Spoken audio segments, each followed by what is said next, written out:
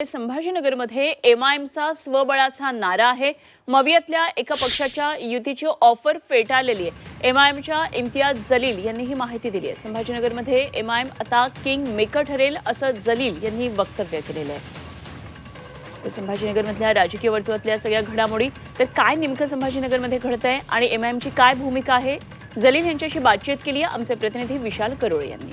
देश अध्यक्ष नेते इम्तियाज जलील साहेब आपल्यासोबत आहेत. निवडणुका घोषित झाल्या, तयारी झाली आहे?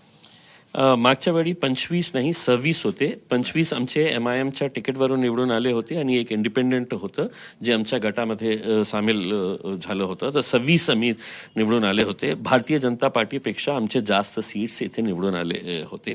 आमचा महापौर झाला असता, पण त्यावेळी सुद्धा शिवसेना आणि भारतीय जनता पार्टी एकत्र येऊन त्यांनी ते सत्ता महानगरपालिकेमध्ये बसवली होती. आता यावेळी परिस्थिती बदललेली आहे आणि पूर्ण विश्वासाने तुम्हाला सांगतो आणि खूप जबाबदारीने हे सांगतो की यावेळी सगळ्यात मोठा पक्ष कोणता असेल तर तो एमआयएम पक्ष असणार आहे. तर आम्हाला वाटत नाही आहे की या शहरामध्ये आम्हाला कोणाचीही आवश्यकता आहे. की जबाबदारीने सांगतो ना की आम्ही एकटा चलायला तयार आहे. कोणी नाही आले तरीही आम्हाला माहीत आहे की आमचा निकाल काय असणार आहे. पण महाविकास आघाडीतील काही पक्षांची चर्चा, प्राथमिक ऑफर असं काही झालंय असं मी ऐकलं होतं. काय आहे की होतं काही ऑफर झालं होतं, पण मी त्यांना विकास आघाडीतून पण मी त्यांना स्पष्टपणे सांगितलं की तुम्ही माझ्या शहरापुरता काय अलायन्स करत आहे.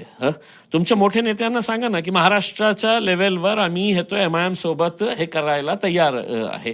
मग तुम्ही गुपचूप हे करणार आहे का की गठबंधन आपण बंद कमऱ्यामध्ये आपण हे ठरवू करके?